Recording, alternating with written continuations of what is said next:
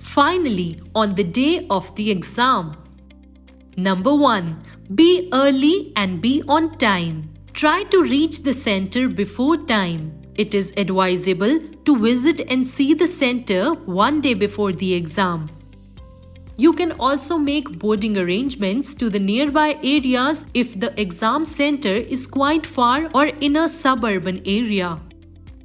Also, one should not be entirely dependent on public transport on that day, especially Uber and Ola. If so, give yourself an extra 30 to 45 minutes to factor in the unpredictable nature of cab services on such days. Number 2. Check the basic facilities on entering the center. It is advisable to visit the washroom right before entering the exam hall. Number 3. Chocolate and other eatables at hand for energy. You can consume chocolate during the essay and GS papers as a lot of thinking is involved. Number 4. Check the bench for defects. After entering the examination hall, the first thing should be to check the table or bench. If it is moving, it may be difficult for you to write on it for 3 hours. Get it changed or ask for a piece of cardboard. The invigilators have pieces of cardboards which they will provide. Also, rub your palms or nails so that blood circulation picks up and there is no resistance to writing on a winter morning. Number 5. Marking on the question paper. Mark the question you want to visit later. First, focus on the questions you are comfortable with and complete them as soon as possible. You could leave the unfamiliar questions for later.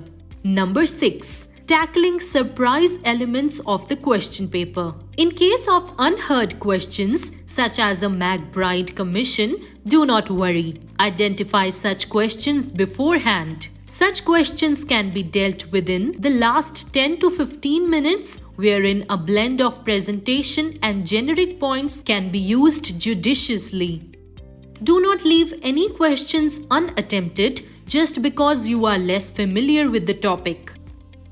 Also, a prior practice of unknown questions should be done so that you are not perturbed if unknown questions are asked in the examination. Number 7. Second paper of the day. As the second sitting, 2 p.m. to 5 p.m., is more challenging owing to the inevitable drowsiness resulting from the exhaustion of the first sitting, 9 p.m. to 12 p.m., you should: Number 1. Avoid overeating or eating food that is difficult to digest. Number 2. Avoid overconsumption of tea and coffee as caffeine is a diuretic and cause frequent urination. Number 3. Try to walk a little to get rid of the lethargy instead of sitting during the entire 2 hours break. Number 4. You can also splash some water on your face a few minutes before the second sitting. Number 5. Carry a bottle of lukewarm water if possible if the venue is anywhere in North India. Number 8. Strategy for the day of the optional papers exam. In optional papers, the sitting arrangements usually changes. Both students and invigilators could be in confusion on this day, so reach in time to check your room and bench. Number 9. Stick to the practiced strategy for the paper. Don't change your strategy right on the day of the exam unless very much required. Approach and attempt the papers as you planned. Number 10. Avoid looking at the watch too much. Look at the watch present in the room and try to cover up for speed if at any point you think you need to hurry up. Also, don't look at the watch too often as it can create anxiety. Number 11. During the last 15 minutes. In the last 15 minutes, your sole aim must be to attempt all the remaining questions without worrying too much about the introduction or structure of the answer.